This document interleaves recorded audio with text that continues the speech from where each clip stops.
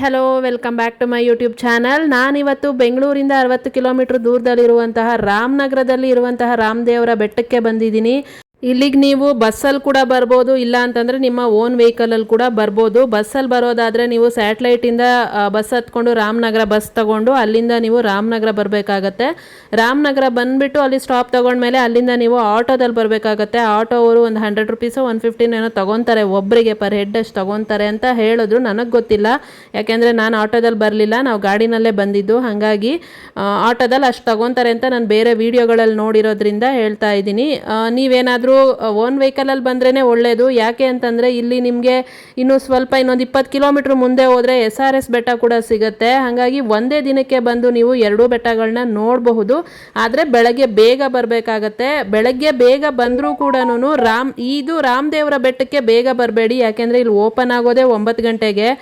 ಅಷ್ಟಕ್ಕೆ ಮುಂಚೆ ಬಂದರೂ ಕೂಡ ನಿಮ್ಮನ್ನು ಒಳಗಡೆ ಬಿಡಲ್ಲ, ಯಾಕೆಂದರೆ ಇದು ಫಾರೆಸ್ಟ್ ಏರಿಯಾ ಆಗಿರೋದ್ರಿಂದ ಅದು ಟೈಮಿಂಗ್ಸ್ ಇರುತ್ತೆ, ಅಷ್ಟರೊಳಗಡೆ ಬರಬೇಕಾಗತ್ತೆ.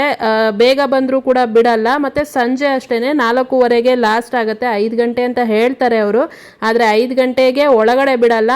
ಆ ಕಡೆಯಿಂದ ಒಳಗಿಂದ ಆಚೆ ಬರೋರಿಗೆ 5 ಗಂಟೆಗೆ ಕ್ಲೋಸು. ಈ ಕಡೆಯಿಂದ ಹೋಗೋರಿಗೆ 4:15 ಅಷ್ಟರಲ್ಲಿ ಒಳಗಡೆ ಹೋದರೆ ಓಕೆ, ಅಷ್ಟರ ಮೇಲೆ ಹೋದ್ರಿ ಅಂತಂದರೆ ಬಿಡಲ್ಲ ಒಳಗಡೆಗೆ. ಇಷ್ಟು ಟೈಮಿಂಗ್ಸ್ ಇರುತ್ತೆ, ಇದು ಫಾರೆಸ್ಟ್ ಏರಿಯಾ ಆಗಿರೋದ್ರಿಂದ. ಇನ್ನು ಇಲ್ಲಿ ಇನ್ನೊಂದು ವಿಶೇಷತೆ ಅಂತಂದರೆ ರಣಹದ್ದುಗಳ ತಾಣ. ಇದು vulture century, India's first vulture century ಅಂತ ಹೇಳ್ತಾರೆ. ಯಾಕೆಂದರೆ ಇಲ್ಲಿ ಒಂದು 8 ರಿಂದ 9 ಥರ ರಣಹದ್ದುಗಳನ್ನ ನೋಡೋದಕ್ಕೆ ಸಿಗುತ್ತೆ ಅಂತ ಹೇಳ್ತಾರೆ. ಆದರೆ ನಮ್ಮ ಕಣ್ಣಿಗೆ ಒಂದು ಕಾಣಿಸ್ಲಿಲ್ಲ. ಅವು ಸಂಜೆ 4:15 ಮೇಲೆ ಬರುತ್ತೆ ಅಂತ ಹೇಳಿದ್ರು ಅಲ್ಲಿದ್ದವರು, ಆದರೆ ನಮಗೆ ಒಂದು ಕೂಡ ಕಾಣಿಸ್ಲಿಲ್ಲ. ಕಾಣಿಸಿದ್ರೆ ನಮಗೂ ಕೂಡ ಖುಷಿ ಆಗೋದು ನೋಡಿ ಅದನ್ನು. ಇನ್ನು ಇಲ್ಲಿ ತುಂಬ ಸ್ಟೆಪ್ಸ್ಗಳೇನು ಇಲ್ಲ, ಒಂದು 300 to 400 ಸ್ಟೆಪ್ಸ್ ಅಷ್ಟೇ ಇರುತ್ತೆ. ಆದರೆ ಆರಾಮಾಗಿ ಹೋಗ್ಬಿಡ್ಬೋದು. ತುಂಬ ಚಿಕ್ಕ ಮಕ್ಕಳಿಂದ ಹಿಡಿದು ದೊಡ್ಡ ವಯಸ್ಸಾಗಿರೋರು ಎಲ್ಲರವರೆಗೂ ಕೂಡ ಹತ್ಬೋದಾದಂತಹ ಜಾಗನೇ, ತುಂಬ ಕಷ್ಟಪಟ್ಟು ಹೋಗುವಂಥದ್ದೇನಿಲ್ಲ. ಆದರೆ ಏನಂತಂದರೆ ನೀವು ಬರೋದಿದ್ದರೆ ಪ್ಲ್ಯಾನ್ ಮಾಡಿಕೊಂಡ್ರೆ ನೀವು ಬೇಸಿಗೆನಲ್ಲಿ ಹೋಗಬೇಡಿ, ಮಳೆಗಾಲದಲ್ಲಿ ಹೋದರೆ ತುಂಬ ಚೆನ್ನಾಗಿರುತ್ತೆ. ಯಾಕೆಂದರೆ ಅಷ್ಟು ಚೆನ್ನಾಗಿದೆ ಪ್ರಕೃತಿಯಲ್ಲಿ. ಹೋಗಿದ ತಕ್ಷಣ ಒಂಥರ ನಮ್ಮನ್ನು ನಾವೇ ಮರ್ತೋಗ್ತೀವಿ ಅನ್ನೋ ಥರ ಇರುತ್ತೆ ಪ್ರಕೃತಿ, ಬಿಟ್ಟು ಬರೋಕ್ಕೆ ಮನಸ್ಸು ಕೂಡ ಇರಲ್ಲ. ಹಾಗಾಗಿ ಹೋಗೋದಿದ್ರೆ ನೀವು ಮಳೆಗಾಲದಲ್ಲಿ ಹೋಗಿ, ಚೆನ್ನಾಗಿರುತ್ತೆ. ಆ ಹಸಿರು ಮಳೆ ಬೀಳ್ತಾ ಇರೋವಾಗ ಬೆಟ್ಟ ಹತ್ತೋದು ಅದೆಲ್ಲ ಒಂಥರ ಚೆನ್ನಾಗಿ ಅನ್ನಿಸ್ತಾ ಇರುತ್ತೆ. ನಾವು ಈ ಬೇಸಿಗೆನಲ್ಲಿ ಹೋಗಿರೋದ್ರಿಂದ ಒಂಥರ ಸೆಕೆಗೆ ಉಸಿರುಗಡ್ದಂಗೆ ಆಗ್ತಾ ಇರುತ್ತೆ. ಗಾಳಿ ಆಡಲ್ಲ, ಅಲ್ಲಿ ಮರಗಳು ಕೂಡ ಒಂದು ಎಲೆ ಕೂಡ ಅಲ್ಲಾಡಲ್ಲ, ಆ ಥರ ಇರುತ್ತೆ ಅಲ್ವಾ. ಹಾಗಾಗಿ ಸ್ವಲ್ಪ ಉಸಿರುಗಡ್ದಂಗೆ ಅನಿಸುತ್ತೆ. ಆದರೆ ಮೇಲೆ ಹೋದ್ಮೇಲೆ ತುಂಬ ಚೆನ್ನಾಗಿದೆ ಪ್ಲೇಸ್ ಮಾತ್ರ. ಬೆಂಗಳೂರಿಗೆ ಹತ್ರವಾಗಿದೆ ಇಂಥದ್ದೊಂದು ಪ್ಲೇಸು. ನೀವಿನ್ನೂ ನೋಡಿಲ್ಲ ಅನ್ನೋದಾದರೆ ಪ್ಲೀಸ್ ಒಂದು ಸರಿ ಹೋಗಿ ನೋಡಿ ಆಯಿತಾ. ನಿಜವಾಗ್ಲೂ ಅಂಥ ಹಿಸ್ಟಾರಿಕಲ್ ಪ್ಲೇಸ್ ಅಂತಲೇ ಹೇಳ್ಬೋದು. ಮತ್ತು ತುಂಬ ಭಕ್ತಿ ಇರೋವಂಥ ಜಾಗನೂ ಕೂಡ. ಯಾಕೆ ಅಂದರೆ ಅಲ್ಲಿ ಇರೋದು ದೇವಸ್ಥಾನ ರಾಮದೇವರು ಮತ್ತು ರಾಮೇಶ್ವರ, ಆಂಜನೇಯ ಕೂಡ ಇದೆ. ತುಂಬ ಚೆನ್ನಾಗಿದೆ. ಎಲ್ಲ ದೇವರುಗಳು ಕೂಡ. ಇನ್ನು ಅಲ್ಲಿರೋ ದೇವ್ರನ್ನ ಪ್ರತಿಷ್ಠಾಪನೆ ಮಾಡಿದ್ದೇ ಸುಗ್ರೀವ ಅಂತ ಹೇಳ್ತಾರೆ. ಇನ್ನು ರಾಮ ವನವಾಸ ಟೈಮಲ್ಲಿ ಇಲ್ಲಿ 4 ವರ್ಷ ಇದ್ದರು ಅಂತ ಕೂಡ ಹೇಳ್ತಾರೆ. ಅದಕ್ಕೇ ಇಲ್ಲಿ ತುಂಬ ಭಕ್ತಿ ಇರೋ ಜಾಗ. ನೀವೇನಾದರೂ ಅಂದ್ಕೊಂಡಿದ್ದೀರಾ, ಕೇಳ್ಕೊಂಡಿದ್ದೀರಾ ಅಂತಂದರೆ ಅದು ಕೂಡ ಆಗುತ್ತೆ ಅಂತ ಕೂಡ ನಂಬ್ತಾರೆ ಇಲ್ಲಿನ ಜನ. ಹಾಗಾಗಿ ತುಂಬ ಹಿಸ್ಟಾರಿಕಲ್ ಪ್ಲೇಸು. ಮತ್ತು ಒನ್ ಡೇಗೆ ನೀವು ಆರಾಮಾಗಿ ಬಂದು ಪಿಕ್ನಿಕ್ ಥರ ಬಂದು ಹೋಗ್ಬೋದು. ಮಕ್ಕಳನ್ನ, ಫ್ಯಾಮಿಲೀಸ್ನ ಕರ್ಕೊಂಡು ಬರೋದಕ್ಕೆ ತುಂಬ ಒಳ್ಳೆಯ ಜಾಗ. ಆದರೆ ಮಕ್ಕಳನ್ನೆಲ್ಲ ಕರ್ಕೊಂಬಂದಾಗ ಸ್ವಲ್ಪ ಹುಷಾರಾಗಿರಿ. ಯಾಕೆ ಅಂತಂದರೆ ಮೇಲೆ ವ್ಯೂ ಪಾಯಿಂಟ್ ಎಲ್ಲ ಇದೆ ಅಲ್ಲ, ಅಲ್ಲಿ ಯಾವುದೇ ಗ್ರಿಲ್ ಆ ಥರ ಏನೂ ಹಾಕಿಲ್ಲ. ಏನಾದರೂ ಸ್ವಲ್ಪ ಮುಂದೆ ಹೋಗಿ ಕಾಲು ಜಾರಿ ಏನಾದರೂ ಬಿದ್ರಿ ಅಂತಂದರೆ ಸೀದಾ ಪ್ರಪಾತಕ್ಕೆ ಹೋಗೋದು ಆ ಥರ ಇರುತ್ತೆ. ಅದಕ್ಕೇನೆ ಮಕ್ಕಳನ್ನ ಕರ್ಕೊಂಡು ಹೋದಾಗ ಸ್ವಲ್ಪ ಹುಷಾರಾಗಿರಿ.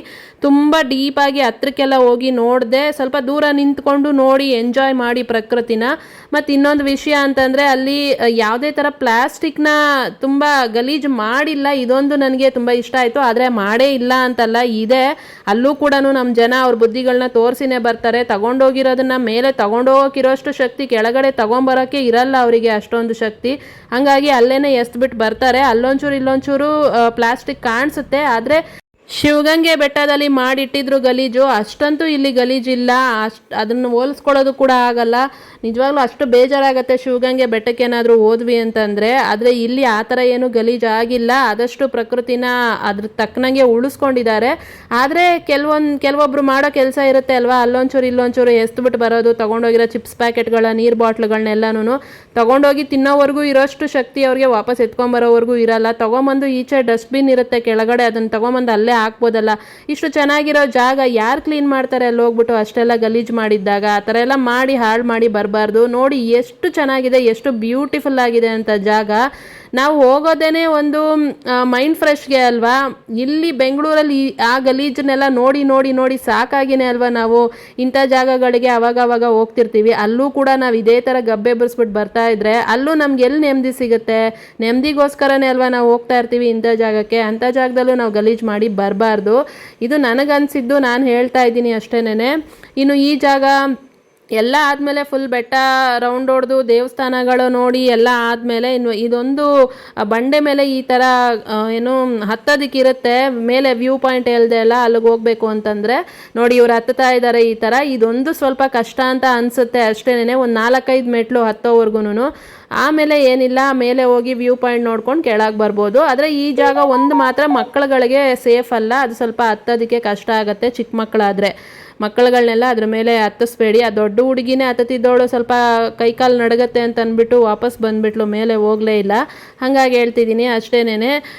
ಇನ್ನೂ ಆವಾಗಲೇ ಹೇಳ್ದಂಗೆ ನಮಗೆ ಇಲ್ಲಿ ರಣಹದ್ದುಗಳು ಕಾಣಿಸುತ್ತೆ ಕೆಲವೊಂದು ಟೈಮಲ್ಲಿ ಮಾತ್ರ. ಅವು ಯಾವಾಗ ಆಚೆ ಬರ್ತವೆ ಗೊತ್ತಾಗಲ್ಲ. ಅವ್ರು ಹೇಳೋದು 4:15 ಟೈಮಿಗೆ ಬರುತ್ತೆ ಸಂಜೆಗೆ ಅಂತ ಅಂದ್ಬಿಟ್ಟು, ಆದರೆ ನಮಗಂತೂ ಕಾಣಿಸ್ಲಿಲ್ಲ.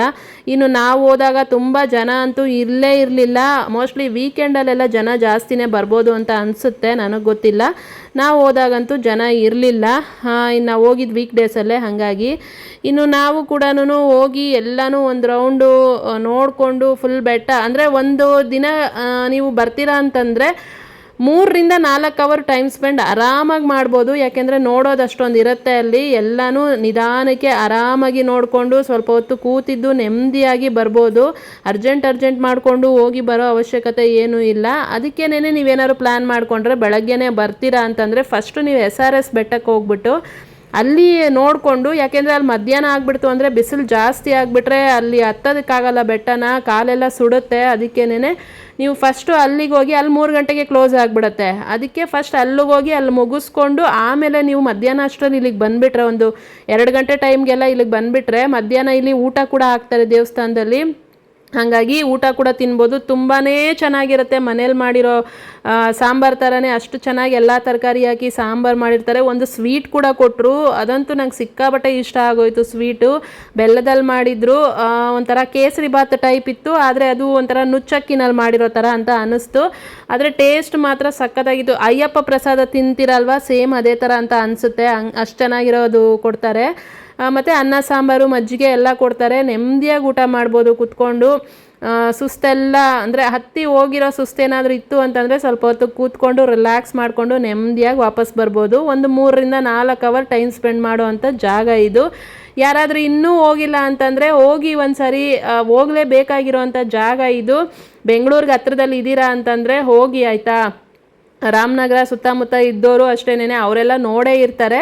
ಇನ್ನೂ ಯಾರಾದರೂ ನೋಡಿಲ್ಲ ಅಂದರೆ ಹೋಗಿ ಒಂದು ಸರಿ ವಿಸಿಟ್ ಮಾಡಿ ಫ್ಯಾಮಿಲಿ ಜೊತೆ ಟೈಮ್ ಸ್ಪೆಂಡ್ ಮಾಡಿಕೊಂಡು ಆರಾಮಾಗಿ ಬರ್ಬೋದು ಆಯಿತಾ.